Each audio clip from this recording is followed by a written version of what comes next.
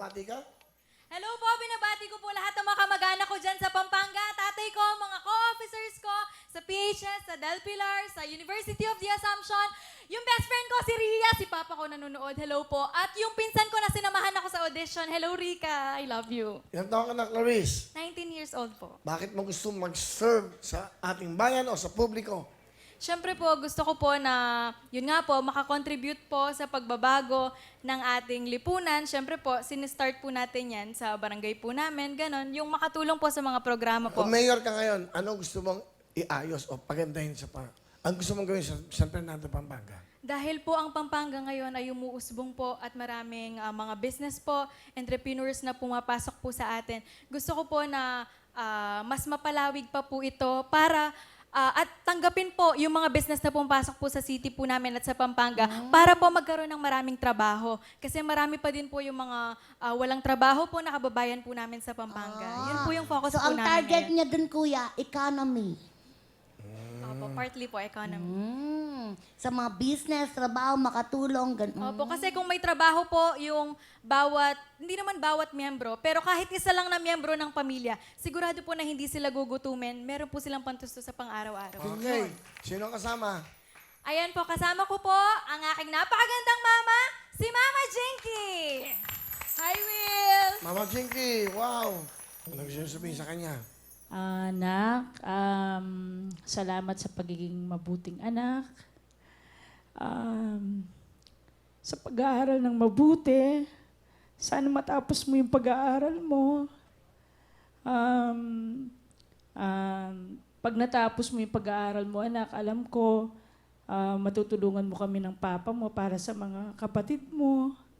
Kasi alam mo naman, may sakit yung papa mo. Sorry, Will. Emotional lang kasi nagagaling lang po sa hospital ng husband ko. And then, hindi po namin alam na sumali siya dito. So, ngayon lang po namin nalaman. So, maraming salamat, anak, sa pagtulong sa amin. Alam ko, ginagawa mo lahat ito para sa amin. Wish lang namin ng papa mo sana someday maging successful ka para mas maganda pa yung buhay na makuha mo kaysa sa nakuha namin ngayon.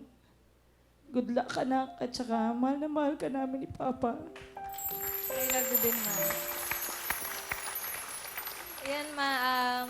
Thank you po sa pagsama sa akin dito, sa lahat po ng sacrifices. Kung di nyo po natatanong, teacher po yung mama ko. Grade school teacher po. Alam nyo po, dati tinatanong ko po, bakit yung mama ko laging kasama niya yung ibang bata? Bakit tinuturuan niya yung ibang bata? May time siya na mag-tutor sa mga bata. Pero kami never po niya kaming tinutor talaga. Yung asin, tuturuan kanya ng mga lessons. Kasi sobrang pagod niya na po sa school. After po sa school, didiretso pa siya sa 4 niyang tutor. Kasi po, nagkukulang na po yung sahod niya kasi naka-loan na po lahat dahil nga po may sakit yung papa ko sa maintenance po niya. So, Ma, gusto kong malaman mo na na-appreciate ko lahat yun, kami ng mga kapatid ko. At masaya kami kasi ikaw yung mama namin. I love you po. Salamat, anak. Okay. Mahirap kasi maging teacher eh. Opo, sobra. Tama ka, no? Pero proud ka dahil, Opo, proud na proud. di ba, dahil ang mama mo, maraming mga batang natuturuan. Di ba? Maintindihan mo yun. Opo. Diba? Sige, palapakan natin si nanay at sana someday makita ka namin. Maging mayor ka, congresswoman, dahil maganda yung ganyan. Gustong tumulong sa kapwa. Palapakan natin si Charisse at syempre, samahan